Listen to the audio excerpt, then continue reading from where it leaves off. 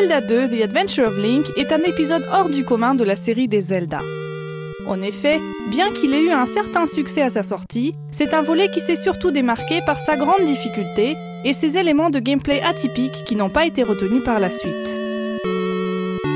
La musique du jeu sort également du lot car elle n'a pas été composée par Kondo Koji, compositeur de tous les autres volets de la saga. Nakatsuka Akito, compositeur de la bande originale de Zelda 2 The Adventure of Link, lui rend d'ailleurs hommage dans le début du thème du monde extérieur. Il commence exactement comme l'introduction du thème de Hyrule. Voici un extrait du thème de Zelda 1, suivi par le début du thème de Zelda 2.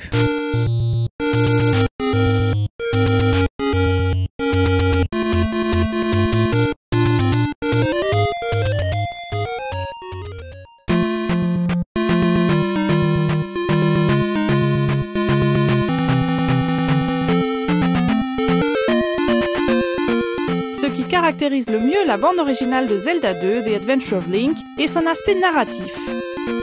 Ainsi, dans la musique du monde extérieur, on entend clairement un aspect héroïque qui est donné par le rythme de marche militaire ainsi que par l'imitation de fanfares dans les voix mélodiques.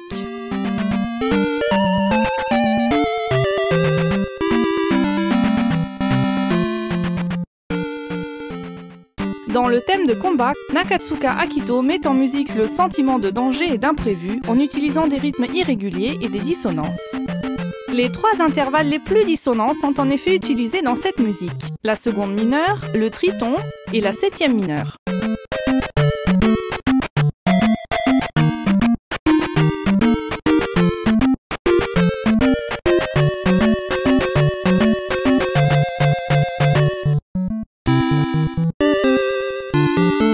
La musique du village est tranquille et paisible, tout comme l'atmosphère qui y règne.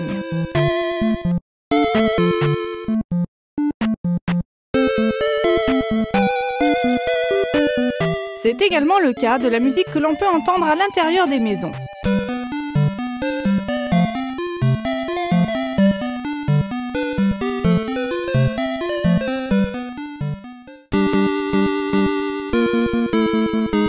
La musique du temple est pleine de suspense par sa ligne d'accompagnement chromatique et répétitive. Écoutons cette ligne séparément. La ligne mélodique est elle aussi chromatique et souligne ainsi le caractère dangereux du lieu. Nakatsuka Akito se sert également de silence pour créer un sentiment d'angoisse chez le joueur.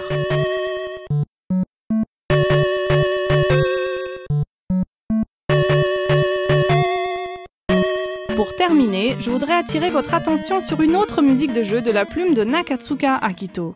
Ice Climber, un jeu sympathique avec des graphismes quelque peu enfantins, qui ne trahissent en rien sa grande difficulté.